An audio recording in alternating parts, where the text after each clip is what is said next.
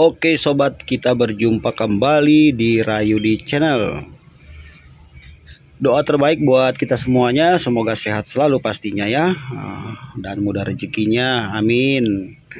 Oke sobat, video kali ini saya agak sedikit terkaget-kaget ya. Kenapa saya terkaget-kaget sobat? Karena selama saya jadi mekanik, baru kali ini saya ngalamin kayak begini. Ya teman-teman, disimak videonya beberapa menit ke depan saja. Ada beberapa hal yang mau saya jelaskan ya buat sahabat semua yang menonton video ini. Paling tidak kalau yang tidak paham nanti bisa jadi paham ya. Jadi ini video untuk edukasi ya teman-teman. Oke, saya kemarin sudah bahas tentang soal kerak pada mesin mobil. Jadi ketika kita beli mobil second, mobil bekas ya, kita harus cek dulu supaya jangan sampai kita nanti karena kurang teliti, jadi kita nanti bisa merasa bahwa kita tertipu ya beli mobil bekas. Jadi saya udah bahas di video sebelumnya tentang soal kerak yang menumpuk pada internal mesin. Ada di video sebelumnya kalau mau tonton ya teman-teman. Nah kali ini yang mau saya jelaskan teman-teman ya, ini kan saya sekarang lagi sedang proses overhaul ya, tur mesin untuk mobilnya Carry 15 ya. Nah pertama yang mau saya jelaskan, teman-teman perhatikan di sini. Coba kita, ini sengaja udah saya buka ya supaya saya gampang ngejelasin. Nah kita ke tutupnya dulu, ke engine oil ya. Oke, ini untuk engine oil ya, tempat pengisian oli mesin. Jadi coba mobil teman-teman nih, walaupun jenis mobilnya berbeda ya, kita buka di sini tutupnya. Nah terus kita balik, lihat baliknya tuh ya, atas permukaan sini udah ada air, terus dalamnya sudah berwarnanya putih ya.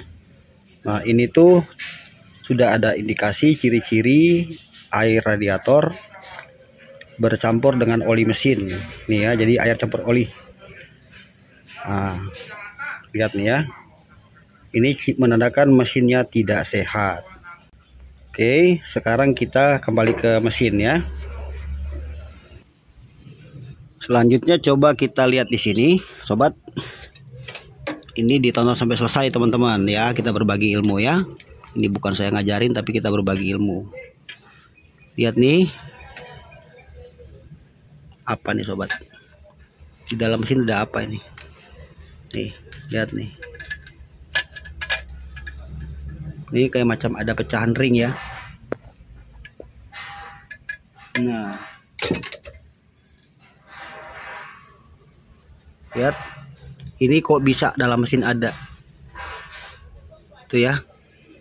Ini masih jadi pertanyaan ya. Oke, kita lanjut. Ini lihat airnya, olinya, warna. Perhatikan perubahan warna olinya.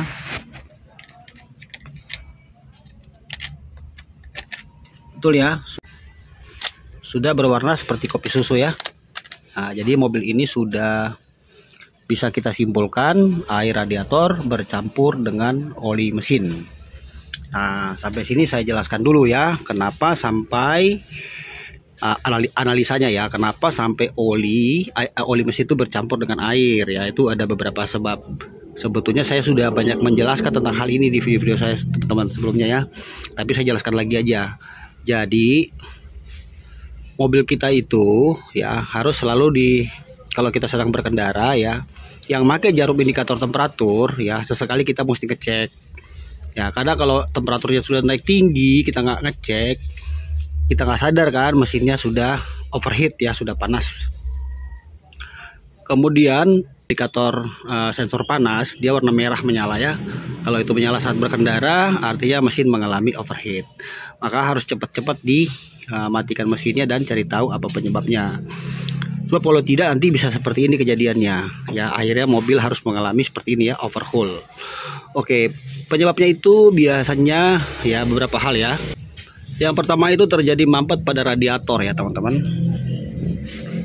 Nih radiator mampet atau buntu atau misalnya bocor. Jadi inilah salah satu sebab bisa memicu terjadi mesin itu sampai overheat. Karena secara umum Oli campur air itu disebabkan karena mesin mengalami overheat ya, atau panas berlebihan. Jadi kemungkinan pertama atau salah satu sebab bisa karena pemicunya ini ya. Jadi dampaknya atau efeknya ke mesin ya. Sekarang kita kembali ke mesin lagi.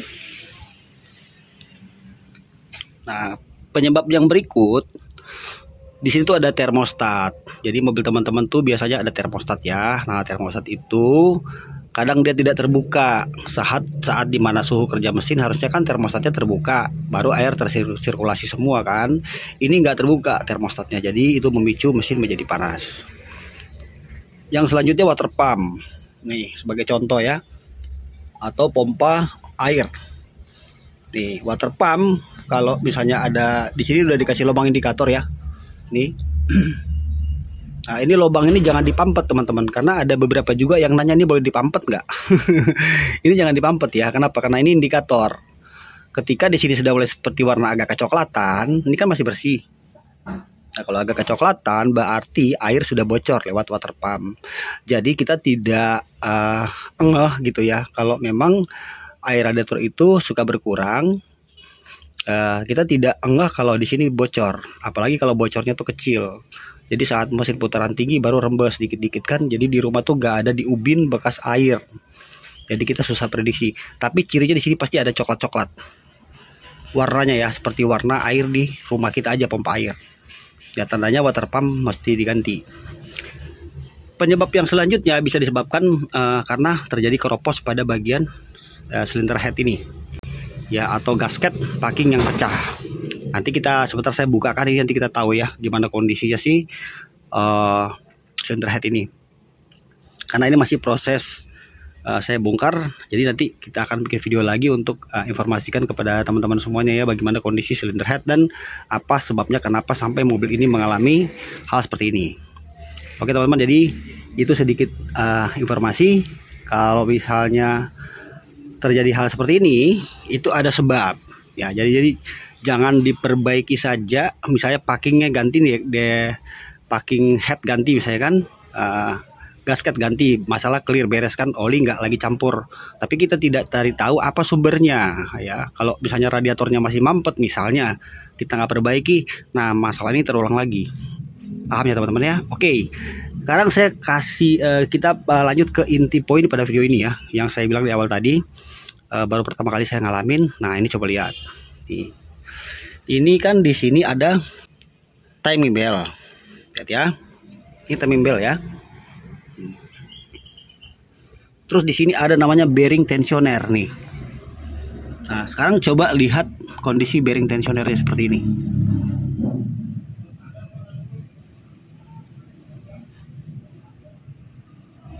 Oh ya, hancur.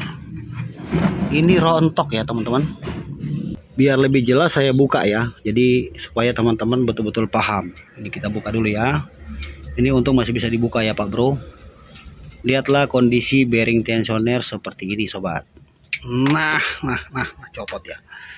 Ntar saya ambil dulu ya. Lihat nih, kalau dari sini kelihatannya masih bagus ya. Coba kita balik. Nah lo, lihat nih. Wow, sampai kayak gini Mas Bro. Lihat ini udah macet Mas Bro, udah nggak bisa muter lagi. Harusnya kan tengah-tengahnya bearing nih di sini. Ini sampai gosong kayak gini ya. Ini bahaya banget ya, bisa putus timing belnya. Coba kita copot. Nah ini jadi saat krek as misalnya muter di bawah sana, di sini noken as, nih di sini kan dia buat dorong ini si tensioner nih, dorong gini ya. Nih, jadi kayak setelan kan tuh. Jadi biar si tensioner nih, timing belnya tetap kencang kan. Nih, jadi dia saat ini muter, ini ikut muter. Nah, tapi ketika seperti ini, nah sudah bisa teman-teman bayangkan sendiri ya kalau macet gini gimana. Oke, kita lanjut untuk penjelasannya. Ini ya, ini perlu tahu ya. Saat kita mulai mengganti timing bell ini ya, kita mengganti timing bell misalnya 80.000 kilo kita ganti km ya. Atau kalau nggak mau risiko ya 60.000 km, gantilah timing bell. Yang namanya bearing tensioner ini harus diganti sekalian sobat. Kalau ini nggak diganti bearing tensionernya, yang terjadi bisa seperti ini. Pertama, mesin akan bunyinya kasar, lama-lama macet kayak gini jadinya, ya. Akhirnya bisa kalau dipaksain terus mesin akan semakin kasar suaranya dan risikonya timing bell putus. Nah, walaupun timing bellnya masih baru, kalau dia tidak putus dia rontok di sini di gigi nih. Berapa kali saya ngalamin gitu ya. Jadi ini masih nempel begini. Cuman waktu kerak as muter di sini, noken as nggak ikut muter karena ini udah rontok. Ya kan muter bareng ini kan. Nah, disebabkan karena tensionernya hancur. Nah, jadi kalau mengganti timing bell, sekalian ganti tensionernya atau bearing tensioner. Ya, mobil itu beda-beda ya. Ada yang pakai 2 bearing tensioner, ada yang 1. Intinya nih mesti diganti. Ya, wajib diganti. Jadi satu set antara si timing bell dengan si bearingnya ganti sekalian. Kalau tidak nanti nasib seperti ini. Kalau sampai ini kejadian lagi kayak gini dipaksa terus, ya efeknya putus timing bell. Resikonya pada mobil-mobil tertentu nanti klepnya bengkok. Ya karena piston akan beradu dengan klep. Ya ini putus kan. Kalau udah putus kan ini diem. Ya, ini bagian atas diam klepnya, sebagian masih terbuka, sebagian nutup, sementara yang bawah masih muter. Piston masih bergerak dari TMB sampai ke TMA. Ya kan, titik mati bawah ke titik mati atas, nabrak dia. Akhirnya mesin jebol hanya karena kita tidak mengganti tensioner saat mengganti timing bell. Nah, teman-teman, jadi inilah sedikit penjelasan saya buat teman-teman semuanya. Semoga penjelasan ini bisa memberikan wawasan baru bagi yang belum tahu ya, belum paham. Dan di sini saya mau lanjut dulu teman-teman untuk kita bongkar ya mesinnya. Nanti kita akan informasikan apa penyebabnya, kenapa sampai mobil ini mengalami hal seperti ini, yaitu oli bercampur dengan air. Oke teman-teman, akhir kata terima kasih sudah menonton. Semoga videonya bermanfaat ya. Jangan lupa di subscribe teman-teman yang belum subscribe. Dan nanti kita jumpa di video berikutnya. Salam otomotif dari Rayudi Channel. Thank you teman-teman. Bye.